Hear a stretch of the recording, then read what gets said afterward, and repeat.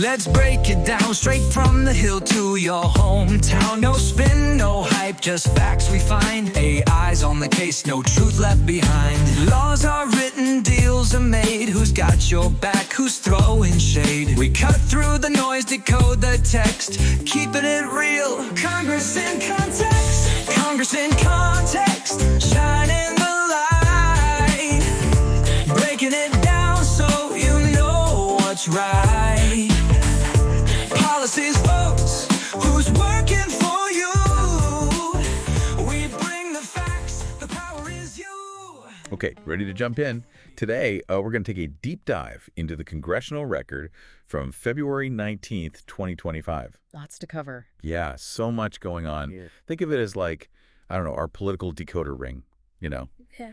Trying to make sense of what's happening up on Capitol Hill. Yeah, it feels like a lot of activity. Yeah. Yeah, we've got excerpts here, speeches, confirmations, bills. Yeah. Really gives you a snapshot of the government right now. Totally. It's like a backstage pass to the whole show, you know? And speaking of the show, things get interesting right away with the confirmation of Kelly Loeffler, former Georgia senator, Right. as the new head of the Small Business Administration.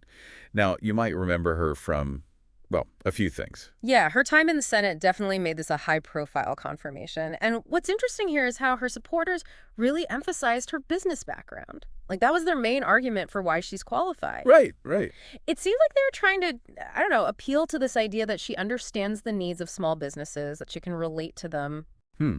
But her confirmation wasn't exactly a slam dunk, was it? There were some detractors who weren't so convinced. And I wonder if it goes beyond just Loeffler herself. You know, like maybe there's this underlying anxiety about the economy as a whole. Yeah, I think you're onto something there.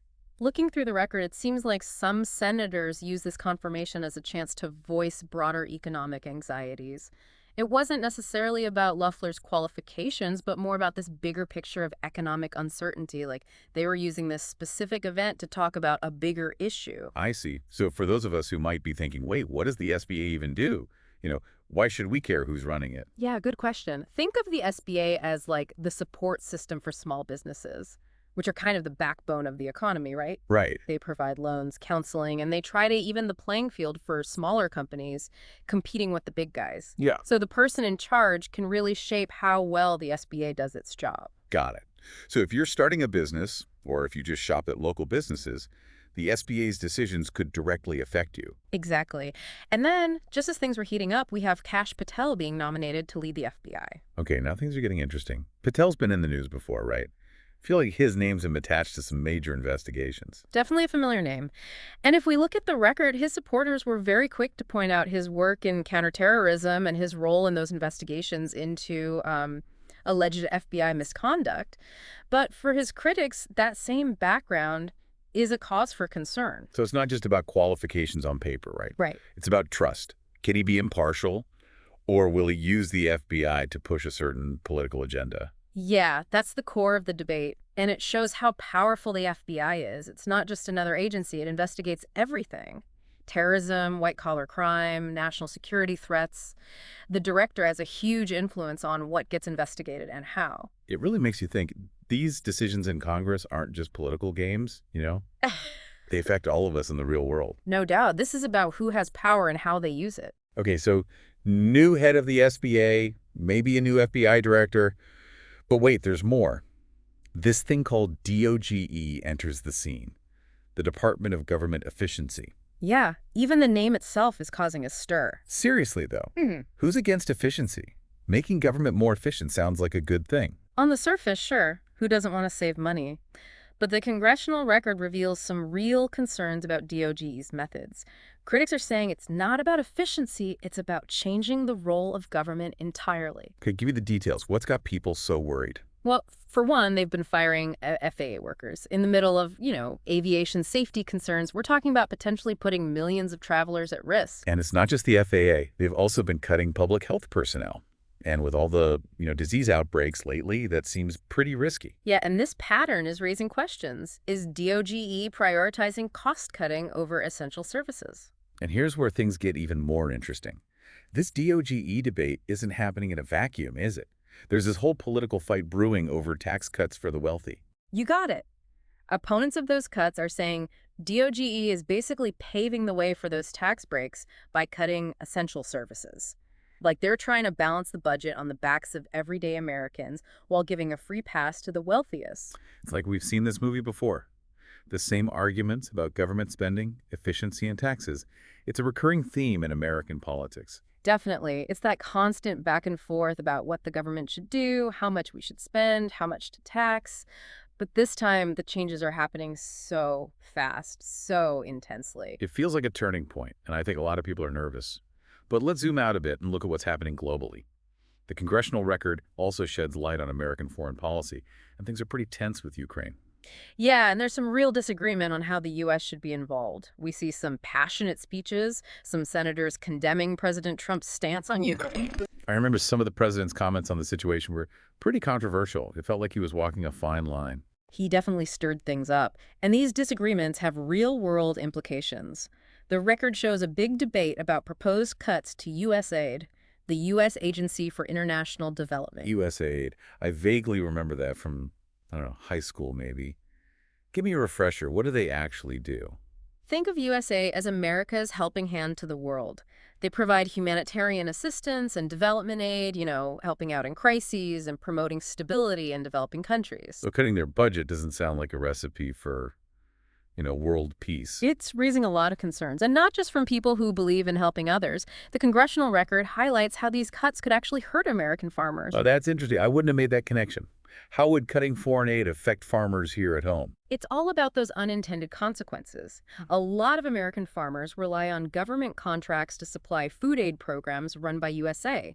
So if those programs get cut, those farmers lose a big chunk of income.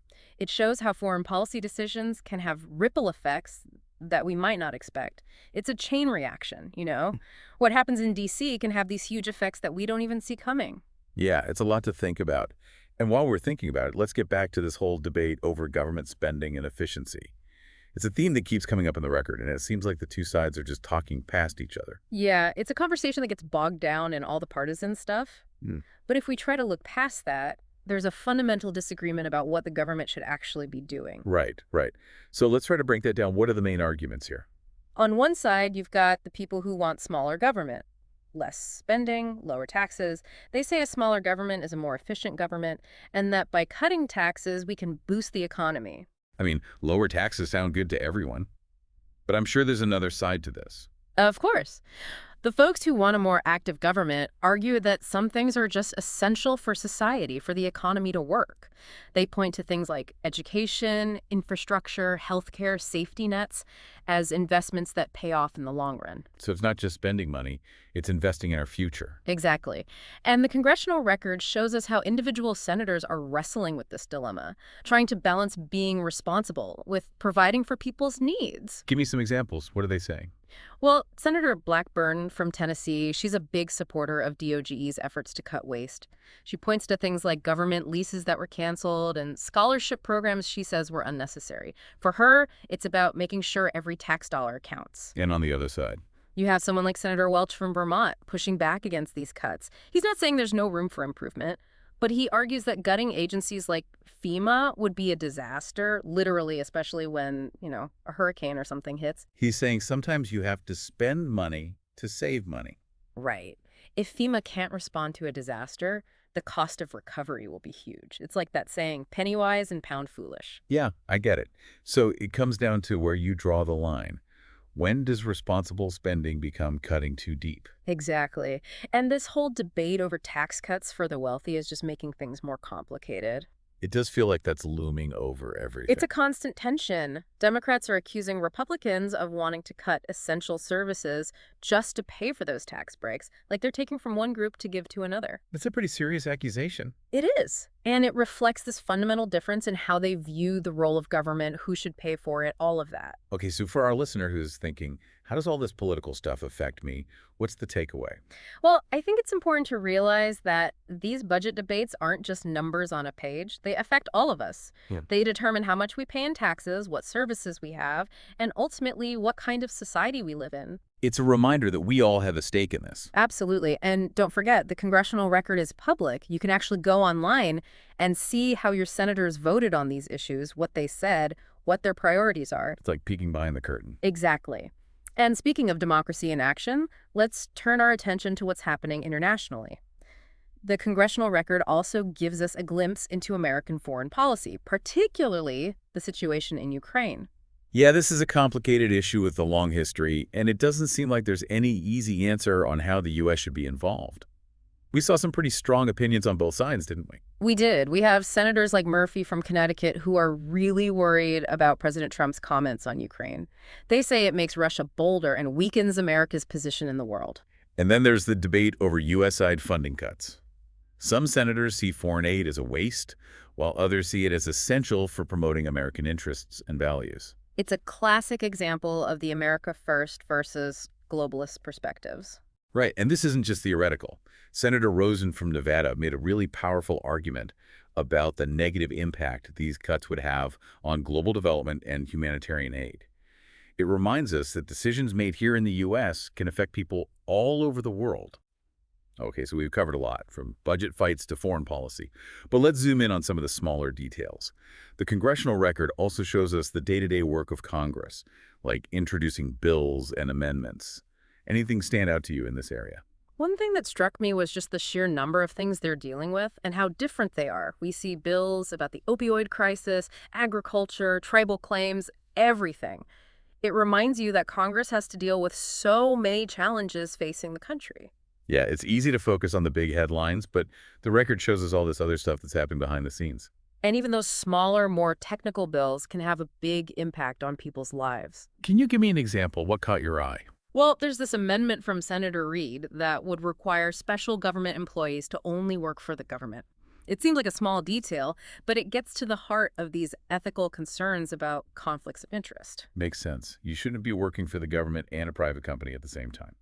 Right. And then there's the Concealed Carry Reciprocity Act, which would allow people with concealed carry permits to carry their guns in other states that also allow it.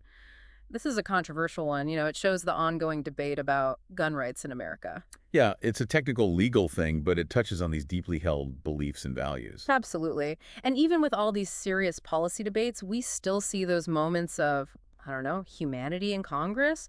There are resolutions honoring the Super Bowl champs, celebrating Hawaiian Language Month, recognizing everyday heroes. I like those little moments. It reminds you that Congress is made up of real people. Yeah. Representing real communities, trying to do good things.